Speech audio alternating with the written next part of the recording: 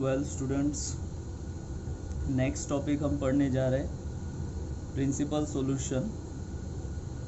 Principal solutions जो है उसका मैं डेफिनेशन पढ़ रहा हूँ और एग्जांपल थ्रू हम समझेंगे कि प्रिंसिपल सॉल्यूशंस क्या होंगे। ठीक है। A solution alpha of a trigonometric equation is called a principal solution if, ठीक है, 0 smaller than equals to alpha and alpha smaller than 2 pi. Okay, so student यहाँ पर आपको ज़्यादा फोकस करने की ज़रूरत है। ठीक है, इससे पहले मैंने आपको, ठीक है, सॉल्यूशन के बारे में समझाया था। ठीक है, सॉल्यूशन के बारे में मैंने आपको ये समझाया था कि ट्रिग्नोमेट्रिक इक्वेशन के जो सॉल्यूशंस है वो हम कैसे फाइंड आउट करेंगे और किसको हम सॉल्यूशन कहते हैं। ठीक है, तो सॉल्यूशन में आपको दो टाइप के सॉल्यूशंस पढ़ने हैं भाई। पहला, ठीक है, प्रिंसिपल सॉल्यूशन। पहला है प्रिंसिपल सॉल्यूशन। ठीक है, ओके। और सेकंड जो है जिसको कहा जाता है जनरल सॉल्यूशन। ठीक है, जिसको हम क्या कहेंगे, जनरल सॉल्यूशन। तो हम जनरल सॉल्यूशन की पढ़ाई बाद में करेंगे। हम सबसे पहले तो ये समझेंगे प्रिंसिपल सॉल्यूशन क्या है। इन केस अगर आपको कोई भी ट्रिग्नोमेट्रिक इक्वेशन दिया है और उस ट्रिग्नोमेट्रिक इक्वेशन का आपने सॉल्यूशन फाइंड आउट किया, तो वो जो सॉल्यूशन है वो सॉल्यूशन 0 से लेकर, ठीक है, 0 से लेकर 2 पाई के बीच में ही वैरी करना चाहिए, वो उससे ज़्यादा नहीं होना चाहिए। अब ये 0 से लेकर 2 पाई यानी क्या, 0 डिग्री से लेकर 360 डिग्री के नीचे तक वो होना चाहिए भाई। बराबर समझेंगे क्या कह रहा हूँ मैं, कि जो भी आप, ठीक है, ट्रिग्नोमेट्रिक इक्वेशन का सॉल्यूशन फाइंड आउट करेंगे, अगर वो सॉल्यूशन, ठीक है, अगर वो सॉल्यूशन, ठीक है, 0 डिग्री से लेकर 360 डिग्री के बिटवीन होता है, 360 डिग्री से छोटा होता है, तो ऐसे कंडीशन में उन सॉल्यूशंस को हम कहेंगे प्रिंसिपल सॉल्यूशंस। ओके, क्लियर है स्टूडेंट्स? फिर से समझा रहा हूँ मैं। ठीक है, अब जैसे हमने इससे पहले एक छोटा सा एग्जांपल देखा था, sin x equals to 1/2। Okay, तो आपने यहाँ पर x का, ठीक है, सबसे पहला वैल्यू फाइंड आउट किया था π/6। ठीक है, π/6 इसका मतलब क्या होता है भाई, 30 डिग्री। आपने फिर सेकेंड इसका सॉल्यूशन फाइंड आउट किया था 5π/6। ओके, 5π/6 इसका मतलब क्या होता है, 150 डिग्री। ओके, फिर हमने एक और सॉल्यूशन इसका फाइंड आउट किया था, ठीक है, जो था 13π/6। ओके, तो 13π/6 अगर डिग्री में हम देखें भाई, तो डिग्री में ये क्या होगा, 390 डिग्री होगा। ओके, तो ऐसे तो हम बहुत सारे सॉल्यूशन फाइंड आउट कर सकते हैं, लेकिन इनमें से, ठीक है, लेकिन इनमें से आपको ये समझना है कि भाई इनमें से प्रिंसिपल सॉल्यूशंस कौन से होंगे। तो इनमें से प्रिंसिपल सॉल्यूशंस वही होंगे जिनका मेजर 0 से लेकर 360 डिग्री के नीचे तक होगा। That means less than 360 degree होना चाहिए। ओके स्टूडेंट्स, तो जैसे आप देखेंगे, है ना, आपको ये दिख रहा है कि ये जो दो सॉल्यूशंस है, ठीक है, ये जो दो सॉल्यूशंस आपको दिखाई दे रहे हैं, इन दो सॉल्यूशंस को हम क्या कहेंगे, इन दो सॉल्यूशंस को हम क्या कहेंगे, प्रिंसिपल, ठीक है, सॉल्यूशंस। ठीक है, इन दो सॉल्यूशंस को हम क्या कहेंगे, प्रिंसिपल सॉल्यूशंस।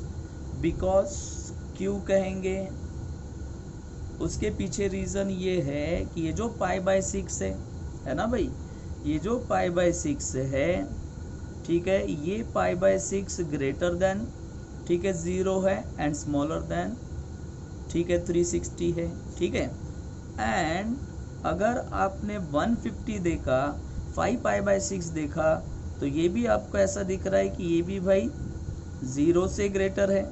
ओके, 0 से ग्रेटर है और 2 पाई से कैसा है, स्मॉलर है, तो ऐसे कंडीशन में, ठीक है, इस कंडीशन में ये जो सॉल्यूशंस है, इन सॉल्यूशंस को हम क्या कहेंगे, प्रिंसिपल सॉल्यूशंस। ओके स्टूडेंट्स, इन्हीं को हम प्रिंसिपल सॉल्यूशन कंसीडर करेंगे। और ये जो आपको दिख रहा है, ठीक है, ये जो आपको, ठीक है, सॉल्यूशन दिख रहा है, it is not a principal solution. ठीक है, प्रिंसिपल सॉल्यूशन के लिए क्या है, कंडीशन है, ये कंडीशन आपने फुलफिल करना है। अगर ये कंडीशन फुलफिल है तो प्रिंसिपल सॉल्यूशन है, अदरवाइज प्रिंसिपल सॉल्यूशन नहीं है। ओके स्टूडेंट्स, तो आपको समझ में आ गया, यानी ऐसे सॉल्यूशंस जो 0 से ग्रेटर, ठीक है, और 360 से कैसे होंगे, स्मॉलर, यानी 0 और 360 के बीच में होंगे, मिडल में होंगे, वो 0 भी हो सकते हैं, ठीक है, 360 वो नहीं होंगे, ठीक है, 360 डिग्री वो नहीं होंगे, 0 से लेके 360 से लेस, तो ऐसे सॉल्यूशंस को ही हम क्या कहेंगे, प्रिंसिपल सॉल्यूशंस। ठीक है, clear, okay. So students, next topic हम शुरू कर रहे हैं,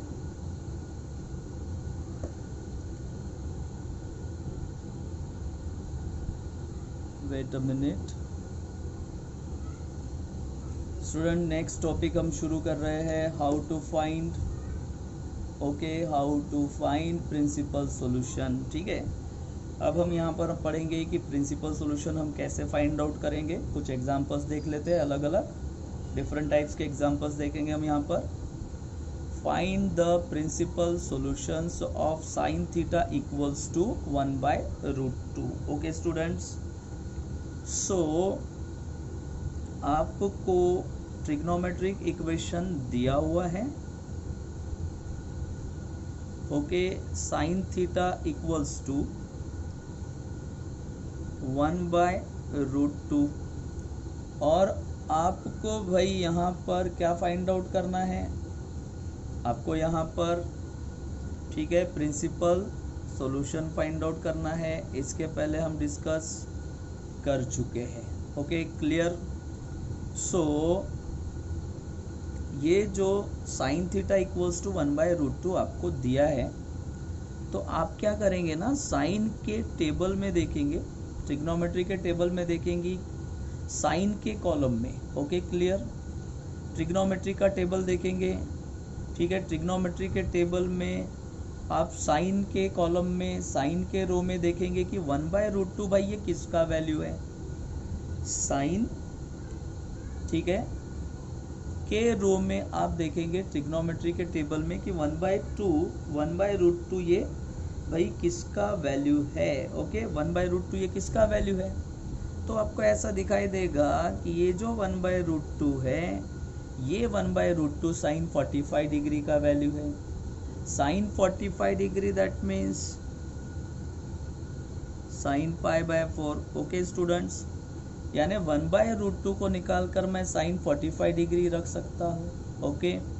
और जैसे ही मैंने साइन 45 डिग्री रखा, ठीक है, तो साइन साइन क्या हो गया, कैंसल हो गया, तो थीटा का वैल्यू आपको क्या मिला भाई, थीटा का वैल्यू आपको क्या मिला, π/4 मिला, ओके, क्लियर है। थीटा का वैल्यू आपको क्या मिला, π/4 मिला, क्लियर है। अच्छा, अब हम ये देखेंगे कि थीटा का वैल्यू जो आपने π/4 फाइंड आउट किया, क्या ये वैल्यू, ठीक है, क्या ये 45 डिग्री 0 से लेकर 360 डिग्री के बीच में है, तो ऑब्वियसली है। π/4 ये 0 और 360 के इन बिटवीन आता है ना भाई। तो इसका मतलब इस, ठीक है, थीटा का, ठीक है, सबसे पहला वैल्यू हम कंसीडर करेंगे π/4, यानी इस ट्रिग्नोमेट्रिक इक्वेशन का ये सबसे पहला सॉल्यूशन होगा, ओके, क्लियर, क्लियर है। तो ये फर्स्ट सॉल्यूशन हमने फाइंड आउट कर लिया, ठीक है, फर्स्ट सॉल्यूशन हमने फाइंड आउट कर लिया। ठीक है, तो हम यहाँ पर लिखेंगे since 0 smaller than equals to pi by 4 and pi by 4 smaller than 2 pi। ठीक है, therefore pi by 4 is a principal solution।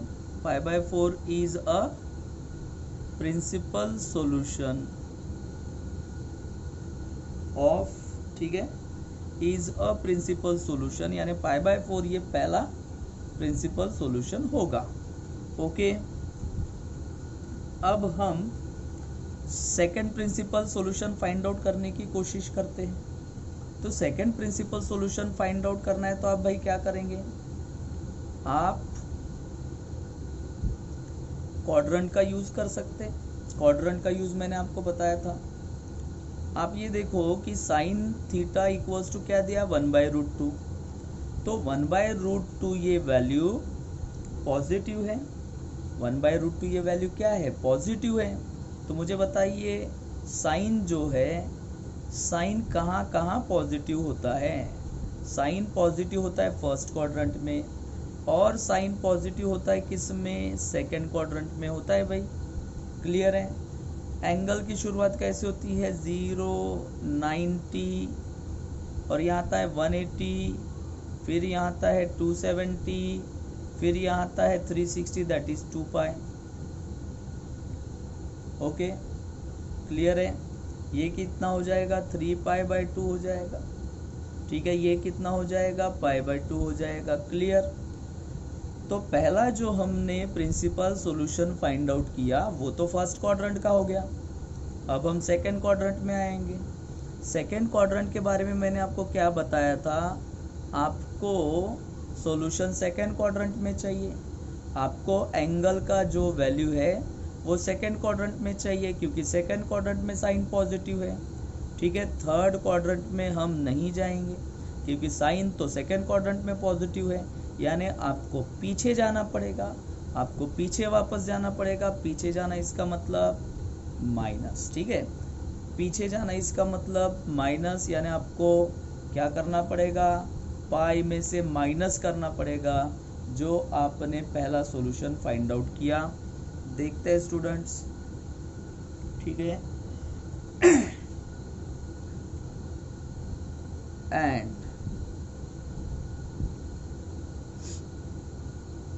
Sign pi by 4 which is equals to, कैसे सॉल्व करेंगे, मैंने बोला था आपको कैसे सॉल्व करेंगे। देखो आप वापस जा रहे हैं, है ना, वापस जा रहे हैं, इसका मतलब सेकेंड क्वाड्रेंट में जा रहे हैं। 180 से आप वापस जाएंगे तो सेकेंड क्वाड्रेंट आएगा, आगे जाएंगे तो थर्ड क्वाड्रेंट आएगा। इसलिए हम क्या करेंगे, ठीक है, इसलिए हम क्या करेंगे, पाई में से माइनस करेंगे पाई बाय 4। ओके, पाई में से पाई बाय 4 को क्या करना पड़ेगा, माइनस, क्योंकि हमें 180 से ऐसा वापस जाके सेकेंड क्वाड्रेंट मिलेगा। क्लियर है स्टूडेंट्स।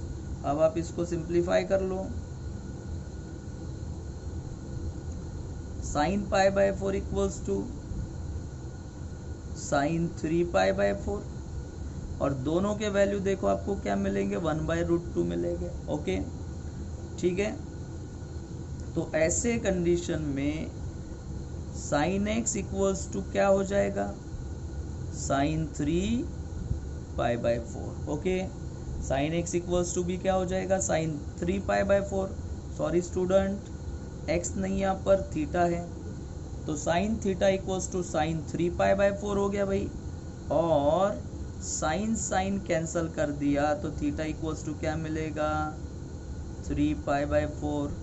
ठीक है, अगेन हम चेक करके देख लेंगे कि 3 पाई बाय 4 ये सेकेंड क्वाड्रेंट में आता है या नहीं।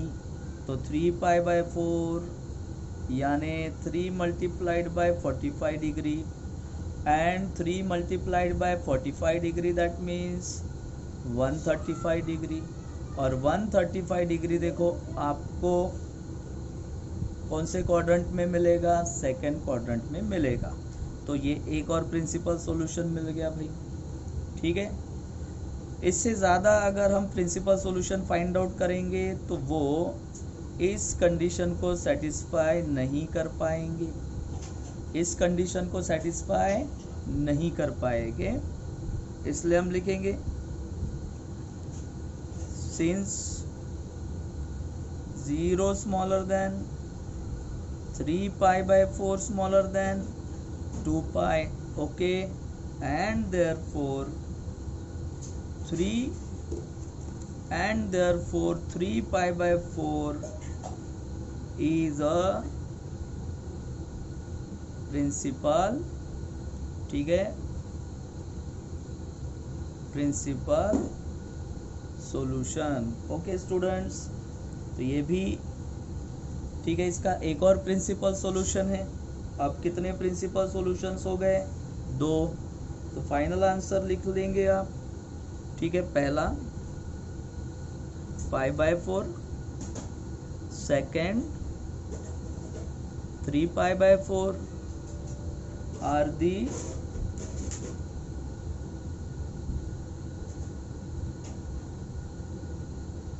principal solutions of, किसके प्रिंसिपल सॉल्यूशंस होंगे? sin theta equals to 1/√2। Okay, clear है भाई स्टूडेंट्स? आपको समझ में आ रहा है? ठीक है।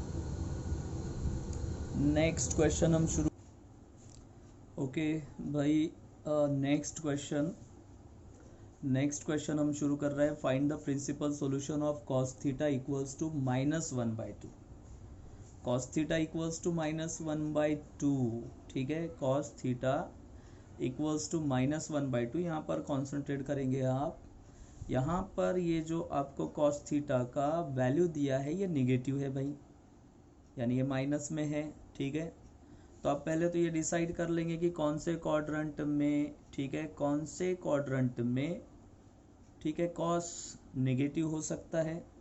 तो cos नेगेटिव होता है सेकेंड क्वाड्रेंट में, cos नेगेटिव होता है थर्ड क्वाड्रेंट में। ओके स्टूडेंट्स, cos जो है ये निगेटिव किस क्वाड्रेंट में होगा? सेकेंड क्वाड्रेंट में भी होगा और थर्ड क्वाड्रेंट में भी होगा। यानी हम पीछे जाएंगे तो माइनस करना पड़ेगा और आगे जाएंगे तो प्लस करना पड़ेगा। यानी आपको अब यहाँ पर दोनों अलाइड एंगल्स के फॉर्मूले यूज करने पड़ेंगे भाई, ठीक है। तो मैं शुरू कर रहा हूँ। cos थीटा इक्वल्स टू -1/2 तो आपको दिया ही है। मैं इसको ऐसा लिख सकता हूँ cos theta equals to minus, और ये जो 1/2 ये जो वैल्यू है ये cos π/3 का वैल्यू है, cos 60 का वैल्यू है। तो मैंने यहाँ पर cos π/3 लिख दिया, ठीक है, टेबल के बेसिस पर। माइनस का साइन एज इट इज रखा, ओके, माइनस का साइन एज इट इज रखा, और cos 1/2 की जगह cos π/3 प्लेस कर दिया। Okay clear students? अब मैं आपको क्या बताना चाह रहा हूँ कि cos का जो वैल्यू है वो निगेटिव दिया है, और cos ये निगेटिव सेकेंड और थर्ड क्वाड्रेंट में होता है। तो सेकेंड क्वाड्रेंट में जाना है तो पाई में से माइनस करना पड़ेगा, और थर्ड क्वाड्रेंट में जाना है तो पाई में प्लस करना पड़ेगा। दोनों चीज़ें देख लेते हम। Therefore cos theta equals to इसी माइनस cos π/3 को हम ऐसा लिख सकते हैं cos पाई। मैंने क्या कहा? सेकेंड क्वाड्रेंट में जाना है तो माइनस करना पड़ेगा भाई, तो -π/3। ओके, फिर इसको हम सिंप्लीफाई करेंगे। cos थीटा इक्वल्स टू ये आपको मिलेगा 2π/3। क्लियर है स्टूडेंट्स? इसका कैलकुलेशन कर लो आप। इसका कैलकुलेशन आपने किया तो आपको क्या मिलेगा? 2π/3 मिलेगा, और दोनों के वैल्यूज जो है वो आपको क्या मिलेंगे? -1/2 मिलेंगे ही मिलेंगे। इसका मतलब cos cos यहाँ कैंसिल हो गया, और cos cos कैंसिल हो गया, तो थीटा इक्वल्स टू 2π/3 मिलेगा आपको।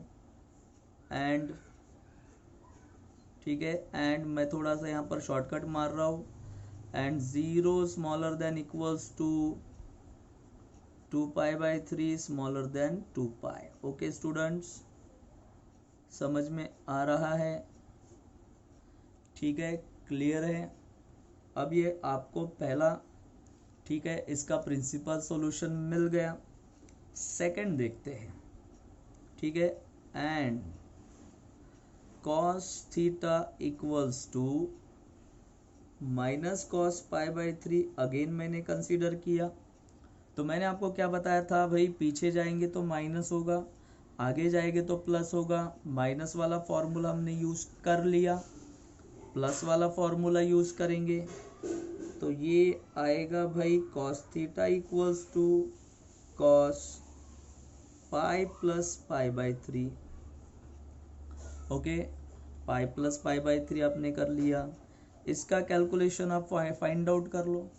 इसका कैलकुलेशन आपको मिलेगा 4π/3। ओके, इसका कैलकुलेशन आपको क्या मिलेगा, 4π/3, और दोनों के वैल्यूज जो है आपको -1/2 मिलेंगे ही मिलेंगे। एंड देयरफॉर अगर हमने cos क्या कर दिया, कैंसल, तो cos कैंसल अगर होता है भाई, तो थीटा इक्वल्स टू आपको मिलेगा 4π/3। क्लियर है? और आप देखेंगे 4π/3 भी ये 2π से यानी 360 डिग्री से लेस है और थर्ड क्वाड्रेंट में आ रहा है, इसलिए हम यहाँ पर लिखेंगे, ठीक है, 0 smaller than equals to 4π/3 smaller than 2π। Okay, clear है स्टूडेंट्स? तो आपको दोनों प्रिंसिपल सॉल्यूशंस मिल गए, एंड देयरफॉर, ठीक है, 2π/3 and 4π/3 are the principal solutions of, किसके प्रिंसिपल सॉल्यूशंस होंगे, cos थीटा इक्वल्स टू -1/2 के। ओके, क्लियर है स्टूडेंट्स? ठीक है,